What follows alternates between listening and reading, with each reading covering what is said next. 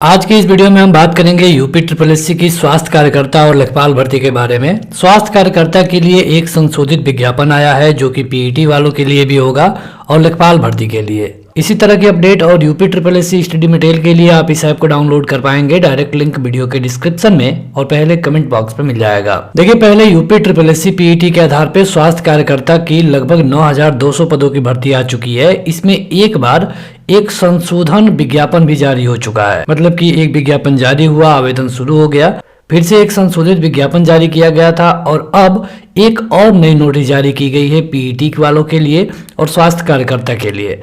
इस नई नोटिस में ये बताया गया है कि जिन लोगों के पीईटी में कई सारी गड़बड़ियां हैं, जैसे कि अगर आपका मोबाइल नंबर जो कि पीईटी में आप दिए थे, आवेदन करने के लिए उस पर एक ओटीपी आना जरूरी है।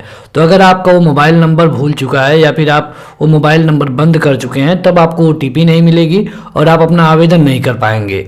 इसके अलावा कई सारे दिक्कतें ये हैं कि कुछ लोगों ने पीईटी में मेल की जगह फीमेल कर दिया है, फीमेल की जगह मेल कर दिया है। तो जो स्वास्थ्य कार्यकर्ता की भर्ती है, इसमें अगर वो इसी तरह की कोई गलती करेंगे तो जाहिर सी बात है कि आगे कोई सुनवाई नहीं होगी। तो इसी तरह के कई सारे सवालों को ऐड करके यूपी ट्रिपल एससी आज की यह नोटिस जारी किया है। इसके लिए आपको जाना होगा यूपी ट्रिपल एससी के ऑफिशियल वेबसाइट पे, जो कि कुछ इस तरह से दिखती है। और अगर आप नोटिस बोर्ड पे व्यू ऑल करेंगे तो आप देखेंगे कि जो पहली नोटिस है ये है विज्ञापन संख्या 2 परीक्षा 2021 स्वास्थ्य कार्यकर्ता महिला मुख्य परीक्षा के संबंध में ये शुद्धि पत्र दूसरा है। जैसा कि हम आपको पहले बता चुके हैं कि एक शुद्धि पत्र या फिर संशोधित विज्ञापन आ चुका है, ये दूसरा है। एक ही भर्ती की ये तीसरी नोटिस होगी। यहाँ पे देखिए, इस नोटिस को जारी किया गया है 30 दिसंबर 2021 के दिन और यहाँ पे कहा गया है कि 9,212 पदों के लिए ऑनलाइन आवेदन जारी है। यहाँ पे देखिए, जो पहले ही दिक्कत है, यहाँ पे कहा गया है कि कुछ कैंडिडेटों ने आयोग को प्रार्थना पत्र दिया है कि पीईटी में उन्होंने गलतीवश अपना जेंडर महिला के स्थान पर पुरुष अंकित कर दिया था। अब जो स्वास्थ्य कार्यकर्ता वाली भर्ती है ये केवल महिलाओं के लिए है, तो इन लोगों का आवेदन नहीं हो रहा है। इसके अलावा देखिए, दूसरी जो प्रॉब्लम है, दूसरी प्रॉब्लम में कुछ लोगों ने गलती से पीएच अपने को वहाँ पे टाइप कर दिया था, हैंडीकैप बता दिया था और यहाँ पे हैंडीकैप होने के कारण आप इसका आवेदन नहीं कर पाएंगे। तो ये जो दूसरी प्रॉब्लम है, इसके बारे में भी आयोग को एप्लीकेशन मिल रहे हैं।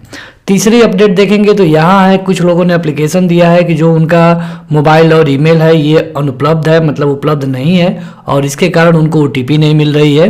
तो इस तरह के कंडीशनों में उनको कोई राहत प्रदान करे आयोग। तो ये 3 प्रॉब्लम है। इसके अलावा देखिए, एक मामला हाईकोर्ट में चल रहा था जो कि 309/36/2021 गीता देवी बनाम उत्तर प्रदेश में था। तो इसमें हाईकोर्ट ने फैसला दे दिया है और कहा है कि याची को सामान्य श्रेणी के तहत ट्रीट किया जाए। अब देखिए, यहाँ पे जो तीनों प्रॉब्लम है, तीनों प्रॉब्लम का जो सॉल्यूशन है ये आयोग ने दे दिया है।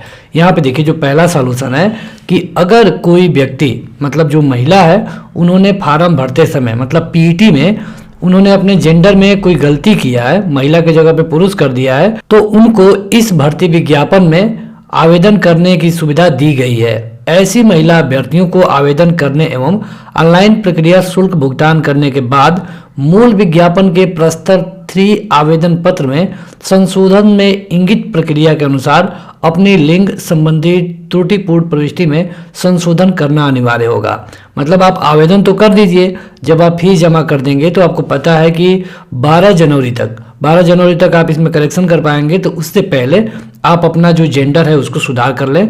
जब आप संशोधन करने जाएंगे तो वहाँ पे आपको सुधार करने का मौका मिलेगा। अगर आप सुधार नहीं करते हैं तो आप इसके लिए योग्य नहीं माने जाएंगे। यहाँ पे देखिए, यहाँ पे कहा गया है कि जो महिला वाले पद के लिए जो विकलांगजन है उनको आरक्षण के लिए कोई भी चिन्हांकन नहीं किया गया है। लेकिन जो हाईकोर्ट में मामला चल रहा था उसके आदेश के मुताबिक जो अब विकलांगजन होंगे उनको विज्ञापन के में आवेदन करने की सुविधा दी जाती है, लेकिन जो उनको आरक्षण मिलेगा ये लंबवत मिलेगा, उनको विकलांगजन श्रेणी में आरक्षण का लाभ नहीं मिलेगा।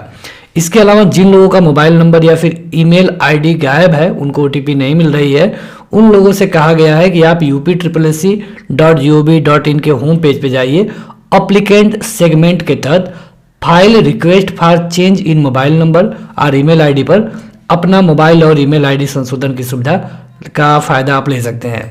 देखिए, आपको जाना है यहाँ पे UPSSC के होम पेज पे, और यहाँ पे आप देखेंगे एप्लीकेंट सेगमेंट वाले में, तो यहाँ पे है file request for change in registered mobile number और ईमेल आईडी। तो आपको यहाँ पे क्लिक करना होगा।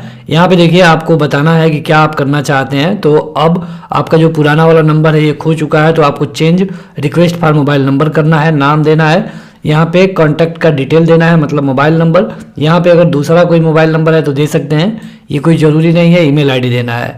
यहाँ पे आपको पूरा डिटेल बताना होगा और यहाँ पे आपकी सारी प्रॉब्लम को लाइन बाय लाइन लिख देना है और यहाँ पे एक कैप्चा कोड और सबमिट कर देना है।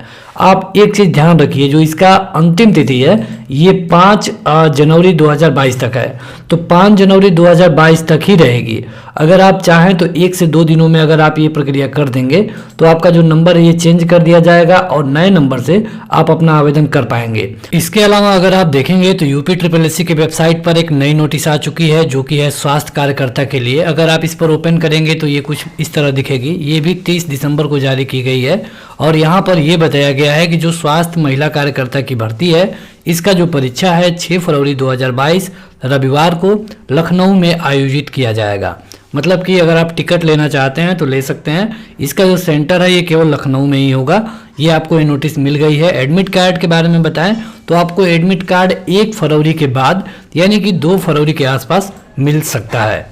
अब जो लेखपाल भर्ती वाले हैं या फिर आने वाली जो भी भर्तियां हैं, अगर उनके साथ भी कुछ ऐसा है जैसे कि उनका PET वाला मोबाइल नंबर भूल चुका है, तो उनको भी अभी ये कर लेना चाहिए, ताकि जब आप अपना मोबाइल नंबर के लिए रिक्वेस्ट दे देंगे, आपका मोबाइल नंबर चेंज हो जाएगा, तब जब भी आपका फॉर्म आएगा तब आपको कोई भी परेशानी का सामना नहीं करना पड़ेगा। अगर हम बात करें कि लेखपाल का विज्ञापन कब से आएगा, तो आप देखेंगे कि हिंदुस्तान की ये पेपर कटिंग है। कई सारे लोग बात कर रहे थे कि क्या जो यहाँ पे विधानसभा का चुनाव होने वाला है ये कोरोना वायरस के चलते टलेगा या फिर नहीं।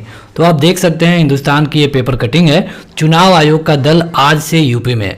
यहाँ पे आप देखेंगे कि ये 28 से लेकर के 30 दिसंबर तक की अपडेट है।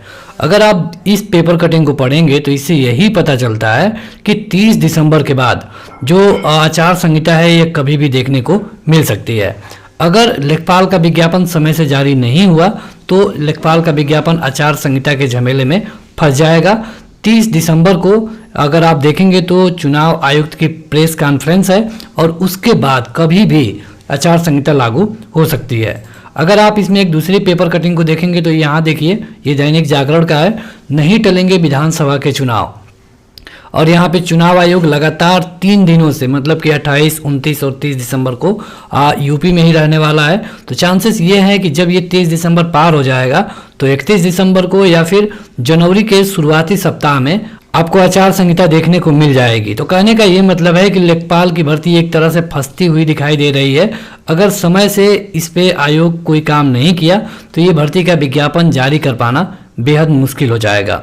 हालांकि अभी पूरे चांसेस हैं कि सरकार इसको फंसने नहीं देगी और कम से कम इसका परीक्षा भले ना हो पाए लेकिन इसका विज्ञापन तो जरूर आ जाएगा। तो फिलहाल यही है। इस नोटिस में आप देखेंगे कि यहाँ पे कहा गया है कि इस जो नोटिस है इसको एक संशोधित विज्ञापन समझा जाए। 23/12/2021 सचिव UPSSC।